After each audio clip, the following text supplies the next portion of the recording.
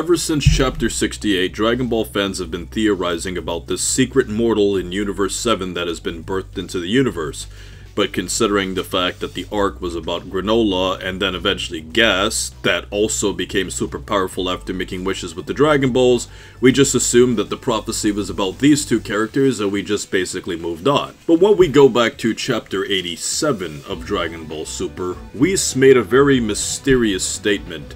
Very cryptic in nature that leaves us wondering who truly is this secretly powerful mortal in Universe 7. And in today's video we will give 10 possible outcomes of who the character is and why. Now the first character that we have to discuss is the character of Gohan, and the reason why it's impossible for Gohan to be this secret mortal is simply due to Dragon Ball Super Hype's tweets and also the exact words that we specifically use. So if we go back to what Dragon Ball Super Hype updated with his Chapter 88 preview, we can actually see that two things are basically happening.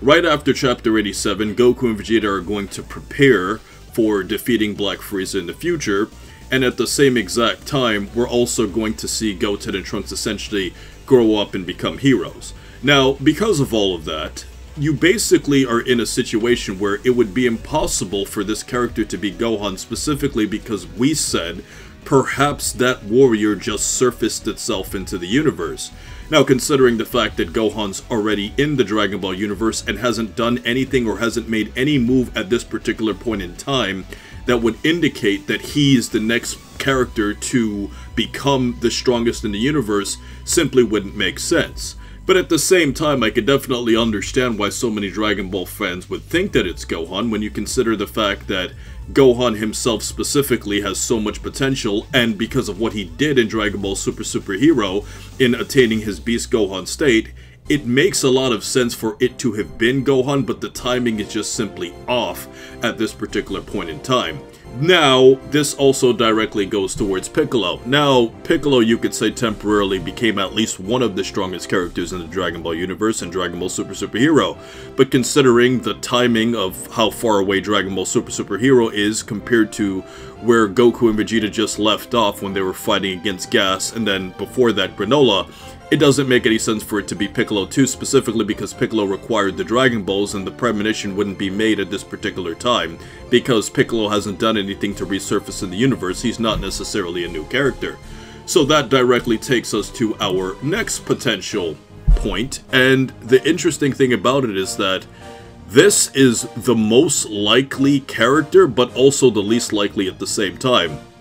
And this character is actually Frieza. Now the reason why it could be Frieza is simply because it actually makes perfect sense, because if you look at Frieza as a character, and you just see the fact that he was secretly the strongest character in the universe, but because he was in a separate dimension, while Gas and Granola were making their wishes, it really could be Frieza that was the mortal that just resurfaced.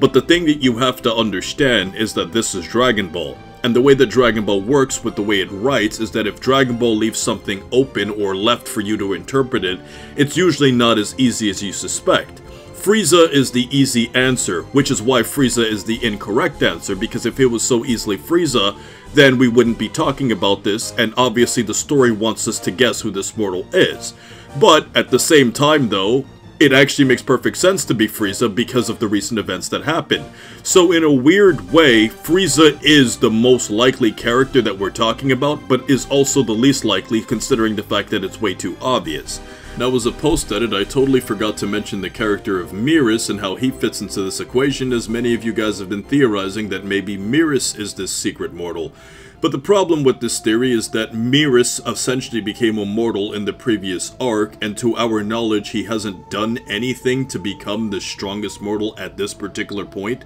So because of the timing, once again, the Meerus theory simply just doesn't make any sense. Now, for number 5, I actually have probably what could probably be the actual truth, and the fact that it just might be a random hero or a random villain that we just haven't seen before the point of Dragon Ball Super Hero.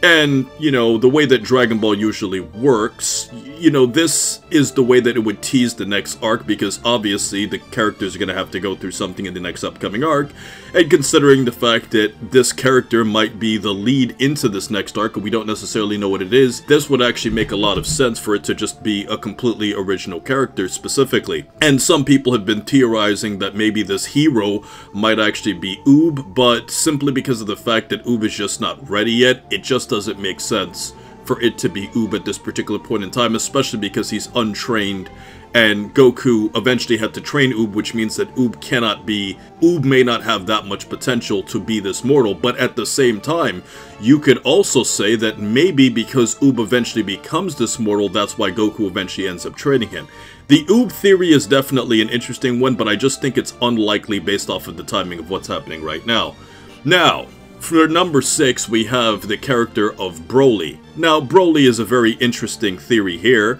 and the reason why Broly is so interesting is because it directly ties into the events of Dragon Ball Super Hero when you consider the fact that we see Broly essentially on Beerus' planet along with Goku and Vegeta, and considering the fact that Goku and Vegeta know that they have absolutely no shot to fight against Frieza, it would actually make a lot of sense for Broly to be there with them as kind of like a third guy to fight against Frieza in case they themselves are not strong enough. So, the Broly theory makes a lot of sense, but considering the fact that Broly already had his arc in the Dragon Ball Super movie, and when you also consider the fact that that would be way too obvious too, similar to what happened with Frieza, it seems unlikely that it's Broly, considering that he had already existed in the Dragon Ball universe, and nothing's really changing with him because he's the one that's going to train with Goku and Vegeta. Now, moving on to number 7, this is basically the theory that it was just basically a past tense version of Granola and Gas. Now, the interesting thing about this is that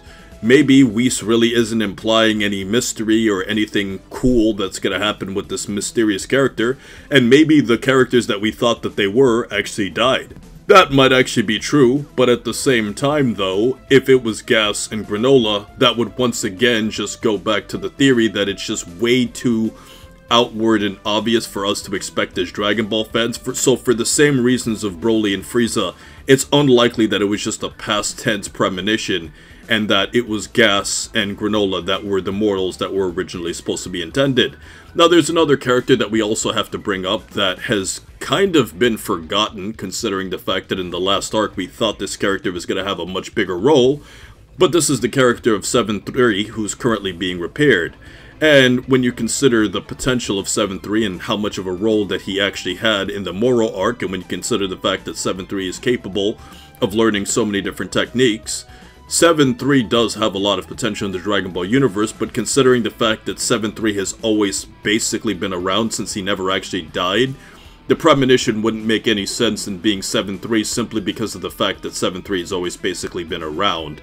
But at the same time though, maybe because we as Dragon Ball fans totally forgot about 7-3 that it actually might be him. But in this upcoming arc, it's also interesting to see, will 7-3 be a good guy or will 7-3 be a bad guy? Because you can write him to go either way. So with all of that said, 7-3, and because of the fact that there's multiple 7-3s that have also been recreated, we could also see him possibly being this character. Now, for number 9, we have the character of Max Cell. Now, the theory here is that maybe Max Cell is this powerful mortal character because even though he is a biological creation, he's still a biological entity.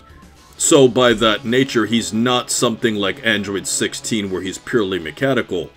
As a result of that, he is mortal, so he does count, and he's currently incomplete. But because this takes place before Dragon Ball Super Hero, maybe this is the exact timing where his development was conceived and was enough to be recognized throughout the universe. This would directly tie perfectly into Dragon Ball Super Hero, and to be completely honest with you, this actually makes a lot of sense. Maybe this character is simply just Max Cell as he's just been developed into the Dragon Ball universe, and this will tie the story into Goten and Trunks doing their little arc, and then we will eventually get into the battle against, you know, the reformed Red Ribbon Army and eventually Max Cell. I actually think that out of all of the individual characters, this is actually most likely to make sense. But there's also another possibility that we have to mention in number 10. And this is the fact that the Oracle Fish was just simply wrong. And considering the fact that it's been mentioned that the Oracle Fish has gotten prophecies wrong in the past, it's not impossible to imagine that, hey, maybe the Oracle Fish was just having mental issues or, suffering from its insomnia and it was just saying incorrect things. The only reason why I say that it's unlikely that the Oracle Fish was wrong was because the Oracle Fish originally made this statement when it was unconscious. And because of the fact that the Oracle Fish made this statement while it was unconscious directly makes me think that if it was unconscious, that means that it was seeing some sort of premonition in its mind to make it say that. When you say something unconsciously, it adds a lot more validity to it because you're saying it when you don't have full control over your mind. And considering the fact that right after the Oracle Fish said it unconsciously, he says it consciously to Goku and everybody else, which adds a lot more validity to the fact that this premonition is probably true. So overall, out of all of these 10 reasons, which one do you think is most likely? Max Cell seems to be the best bet, but you never know because Dragon Ball is a mysterious universe.